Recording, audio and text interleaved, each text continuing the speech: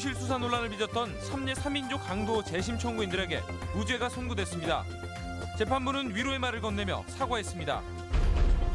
최순실 국정 개입 의혹에 비난 여론이 들끓고 있습니다. 정권 퇴진을 요구하는 촛불 집회가 열리고 시국 선언에 대학생도 동참하고 있습니다. 항공대대 이전을 반대하는 소송에서 법원은 주민들 대신 정부의 손을 들어줬습니다. 주민들은 항소를, 전주시는 공사 시작을 선언했습니다. 여러분 안녕하십니까? 전북권 뉴스입니다. 17년 전 완주 삼례 3인조 강도치사 사건에 무죄가 선고됐습니다. 피고인들은 길게는 6년이나 억울한 옥살이를 해야 했습니다. 경찰과 검찰의 수사 부실에 재판부마저 뒤늦게 잘못을 인정했습니다. 먼저 재심 결과 강동엽 기자가 보도합니다.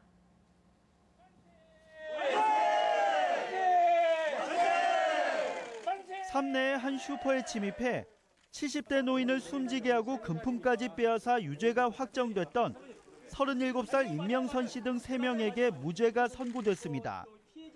사건 발생 17년 만으로 임 씨 등은 당시 죄값으로 많게는 6년을 교도소에서 복역해야 했습니다. 전주지법 제1형사부는 유죄의 근거가 된 임 씨 등의 자백과 진술이 일관성이 없거나 합리적이지도 않다고 판단했습니다.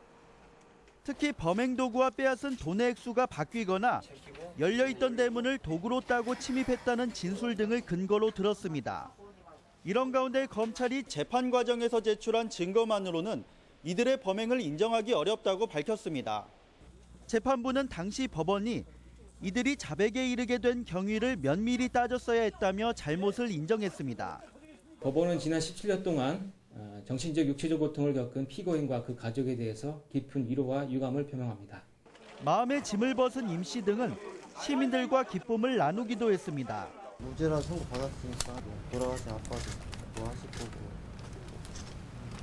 이제 앞으로는 이제 새 출발하는 의미에서 열심히 살도록 기도를 하겠습니다. 유족과 변호인은 사법부가 잘못을 바로잡은 만큼 진범을 잡고도 풀어준 수사기관 역시 사과와 책임자 처벌이 필요하다고 강조했습니다.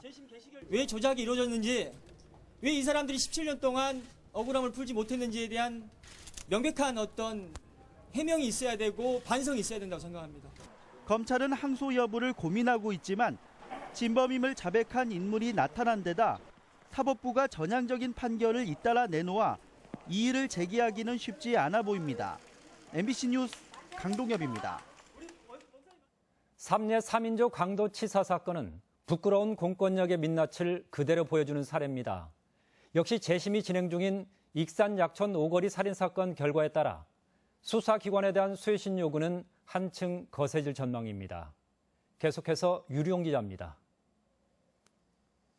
지난 2000년 익산에서 청소년이 40대 택시기사를 살해한 익산 택시기사 살인사건은 삼례 3인조 강도 사건과 매우 흡사합니다.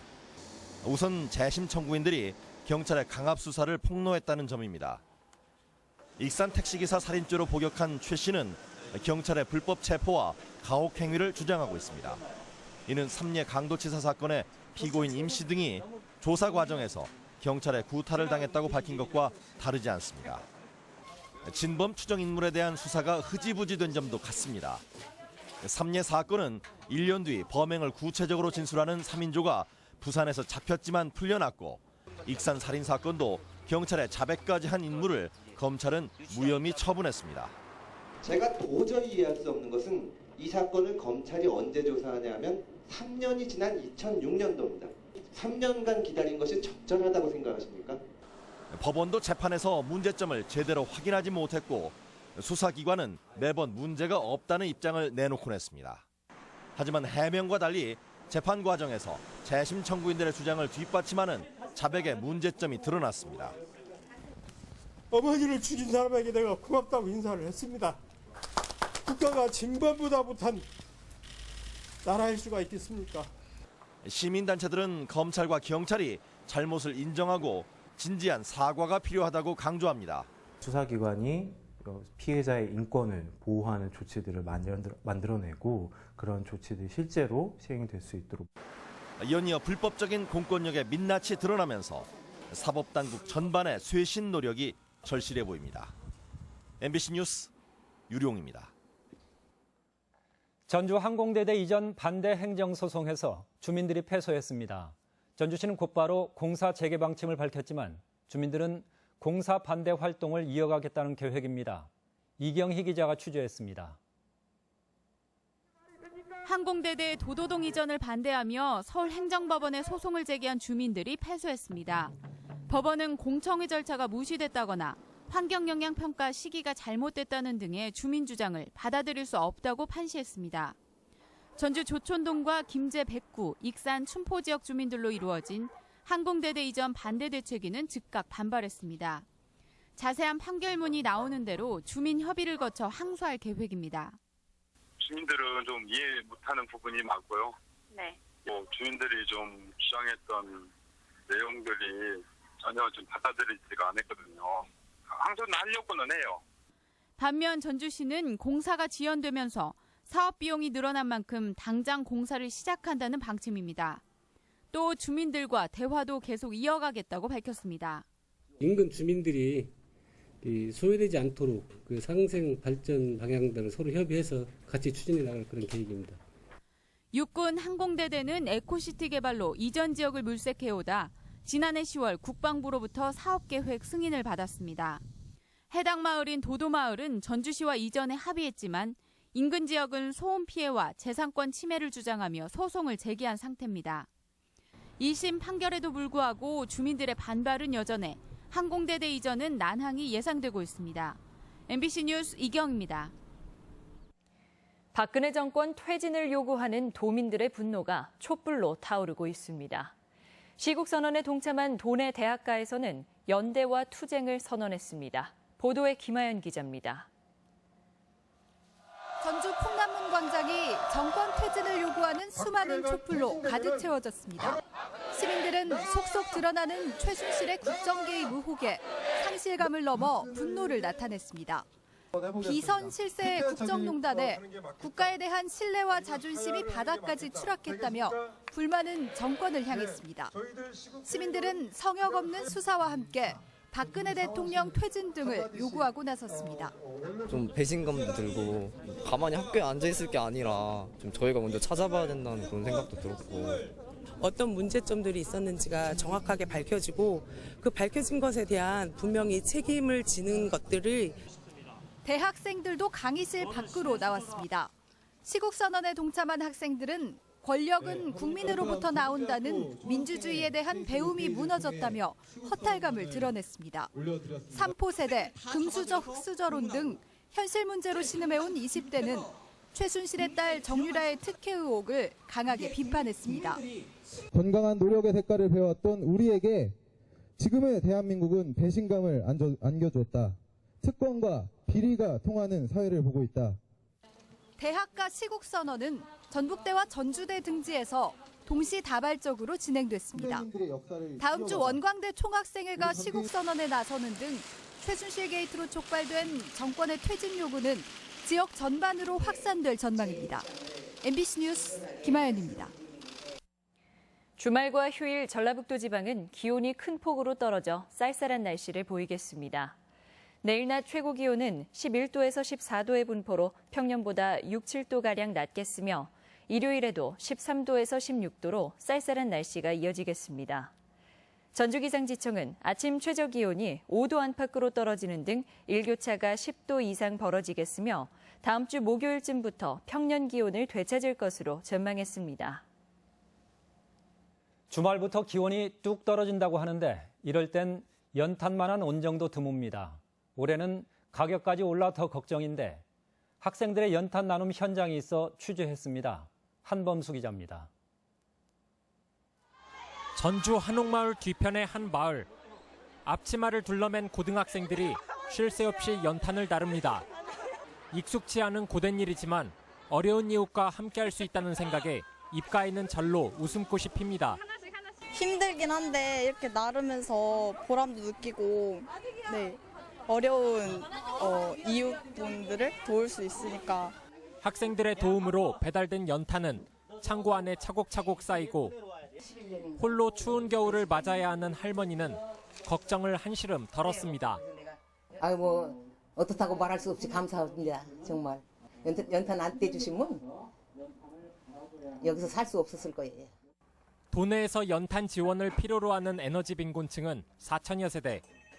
모두 120만 장의 연탄이 필요하지만 연탄 가격이 지난해보다 20%나 올라 후원이 줄지 걱정입니다. 소외된 이웃이 따뜻한 겨울을 보낼 수 있도록 관심과 나눔이 필요한 때입니다. 따뜻한 겨울이 되었으면 좋겠어요.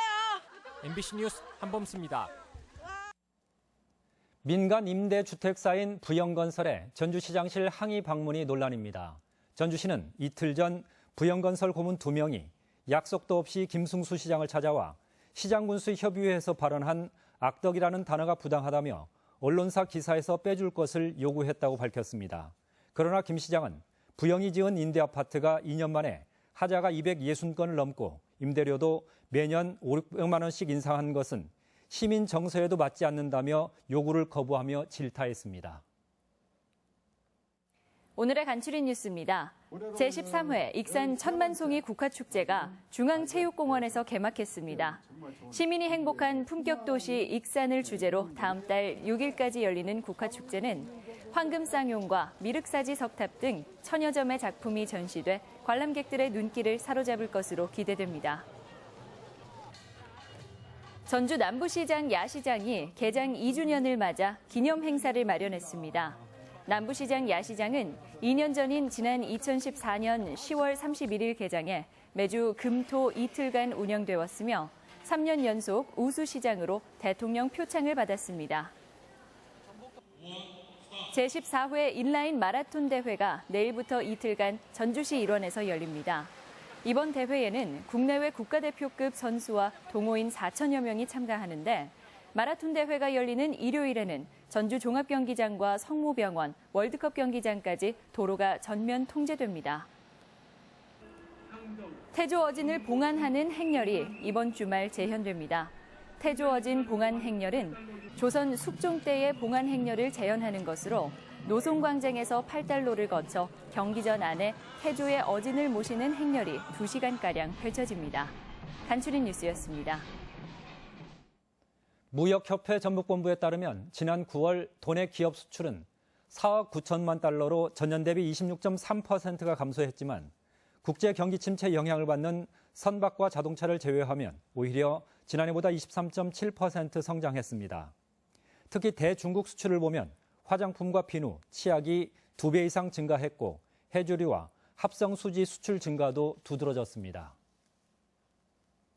새만금 개발청은 오늘 서울 새만금 투자전시관에서 복합 리조트나 테마파크에 관심이 있는 국내 관계자 20여 명을 초청해 관광 레저 분야 투자 설명회를 개최했습니다. 새만금 개발청은 동서 이축과 남북 이축 등 도로 기반 시설 조성 현황과 각종 규제 완화, 투자 혜택 등을 설명하고 상담을 진행했습니다. 우편의 역사를 한눈에 볼 수 있는 전시회가 열립니다. 전북우정청은 내일부터 한 달간 국립전주박물관에서 지구촌 특별우체국 사진전을 비롯해 국내 우체국 역사 사진, 예쁜 우편함 사진 공모 우수작품을 전시합니다. 우정청은 올 가을 100만 통 편지 쓰기를 추진해 지금까지 26만여 통의 편지가 오고 갔다며 아날로그 감성 매체인 편지 쓰기에 관심을 호소했습니다. 완주군은 술 테마박물관 안에 1호 푸드트럭을 운영하기로 하고 다음 달 11일까지 운영자를 모집합니다.